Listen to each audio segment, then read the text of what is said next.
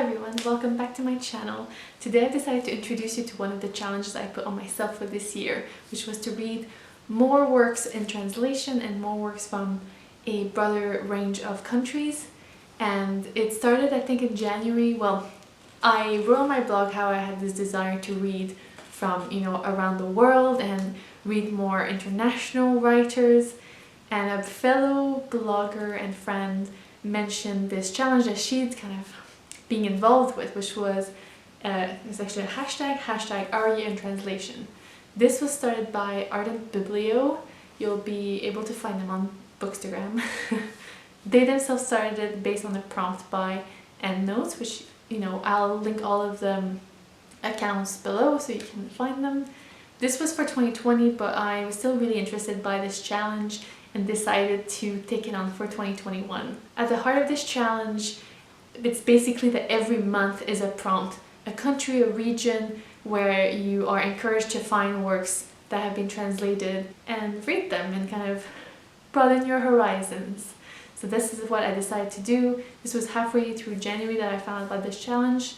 So since then I've been doing more research and kind of diving more into the different regions and languages and trying to find stuff that will interest me, but also that is maybe iconic for that region as well. So for this video I decided to kind of introduce you to what I've already read and done for the first few months and what my plans are for the rest of the year. So we start with January in Japan. I was really keen to read Breast and Eggs by Mikeo Kawakami, but I couldn't get my hands on a paperback copy in January, so I decided instead to read What I Talk About When I Talk About Running by Haruki Murakami, because I already had it on my bookshelf. I am a runner myself, and my day job is as a writer, and I am writing a novel, so this is at the intersections of many of my interests.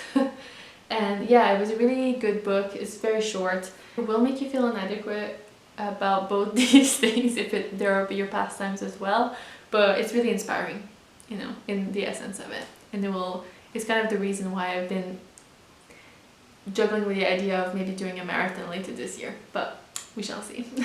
This was followed by February in France. So this was a bit of a difficult one for me because I do speak French and read French. Reading in translation isn't really something I enjoy if I can read the original. But I did realize I had the Meursault investigation in my library. A friend gave this to me as a birthday present and I never read it, sorry. So this is actually a response to The Stranger by Albert Camus, and it's kind of about death and identity, and it's very like post-colonial, which was really, really good. But I felt like the translation was staring me right in the face and really wondering what the writer actually used in French. I did suffer a family bereavement in February, so I decided to leave this on the side for now. But I did end up reading 3 other French novels by female writers. I won't discuss them. They were NetGalley arcs. I don't think they've been translated yet. They weren't that great, so I won't mention them. Well, I will put them below, but I don't think they were that fascinating. Then we get into March in Latin America. I touched on that in my March wrap-up that I read Ways of Going Home by Alejandro. Zambra, I did loads of research. I think I had a few weeks between finding out about the challenge and March, so I did a lot of research about contemporary writers from Latin America, especially Chile, especially because I feel like a lot of writers that people come back to, like Gabriel Garcia Marquez, Isabel Allende, they just kind of keep coming back, so I really wanted to branch out of those. This was excellent, one of my favorite of the year so far. And we are now in April, and it was April in Arabia. This one I had to do a bit of research still because I didn't realize that the Arabian Peninsula had only like those 7 countries, because at first I purchased Woman of Sand and Myrrh by Hanan al-Shaykh, but this is actually, she's from Lebanon, so I guess technically it doesn't count even though it is translated from the Arabic, but I will be reading, I heard it's excellent. Instead I picked up a book from Saudi Arabia, Girls of Riyadh by Rajaa al-Sanea. I'm in the middle of reading it, so I'll be finishing it for the end of this month, and it will be in my April wrap-up. Then we have May in Italy. I wasn't really sure what to go with it, but I decided to go with the really popular Elena Ferrante. I'd heard some things about her books from fellow feminist readers, that had kind of put me off them, but since then my friends have kind of retracted, so I decided to give it a go and see for myself. So I will be picking up My Brilliant Friend and seeing, you know, what the buzz is about, and maybe watching the series as well just to compare and see how it is. So I'm quite excited for trying that. Then we get into summer, so it's June in Korea. While I was doing the research for this year of translation, trying to find books for each month, this book was kind of trending, so I decided to pick it up. Why not? It is Kim Ji-hyung, born in 1982, by Nam-Joo. So I'm looking really forward. I've had this for a couple months now, so I'm really looking forward to June so I can dive into it because I've heard really, really good things about it. Next we have July in India. I actually struggle with this one a little bit because a lot of the work that we know from India is actually just written in English. So I dived a bit in the research, so I did decide to cheat a little bit, and I will be reading The Girl of Small Things by Arundhati. I've had this book for quite a few years, so that's why I'm kind of excited to go for it after all this time. In August we have August in Africa. I have the same problem as India, where I feel like a lot of the work that have come, you know, all the way across is actually written originally in English or in French, and I do speak both languages, so I struggle a little bit to branch out of those. So I did buy The Girl with the Loud Voice by Daré, so I will be reading this one.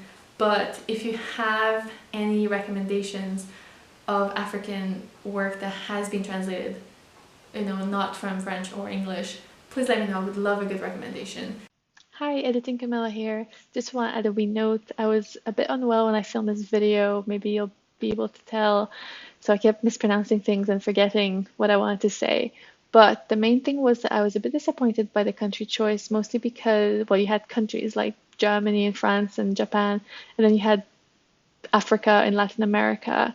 And I understand why they were these broader regions, but it made me think about maybe next year I'm going to make my own list and pick specific countries that I've maybe never read from and that I want to discover more about. And I'll probably be making a video about that later on in the year. Then in September we get into Spain, so Spanish literature. I did speak in my favorite books video. I did talk about how I'm a big fan of Zafón, so I do have this book that I have not read that I picked up, so I'll try to read this one. But I also recently picked up a non-fiction, so by Albert Costa, The Bilingual Brain, because why not?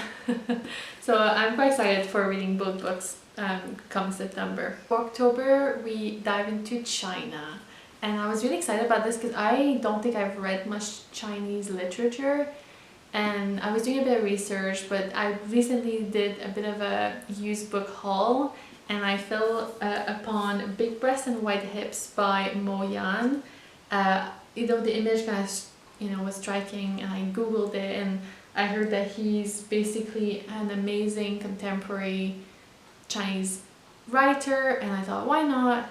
It is much bigger than I expected when I bought it because I couldn't see it, but I'm looking forward to diving into it. I may not finish it in a month, but I look forward to reading maybe potentially my first Chinese book, maybe, yeah. Then we have November in Germany, and I also realized that I don't think I've read many German writers. I've done a bit of research, and I think I'll be reading Ruby Red by Kirsten Gier, or there's Inkheart as well. I think they're both from the same translator, so clearly she knows her thing. So I'll be looking, I have quite a few months ahead, so I'll do a bit more research, but these are ones I'm looking forward to picking up.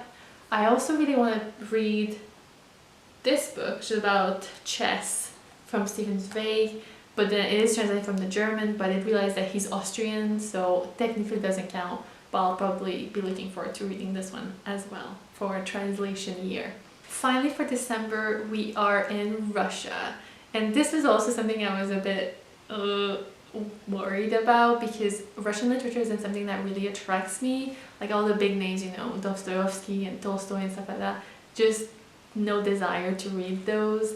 But I realized that a few years ago, one of my good friends gave me what I think is one of her favorite books, The Master and Margarita by Mikhail Bulgakov, and I have never touched it. So I will read it December. I will finally read this one, know what she sees in it, and what, you know, potentially get a good introduction to Russian literature. So these are my plans for my year in translation. Obviously across that I've picked up already from other countries like Iceland, Belgium, Argentina, so I'm trying to already broaden, you know, the scope of the different countries that I'm reading from. So I'm really looking forward to the coming months. I'll probably be doing a wrap up at the end of the year just to see, you know, what I liked and what I look forward to maybe reading more of. Alright, thank you for watching. Don't forget to like and subscribe, and hey, see you back.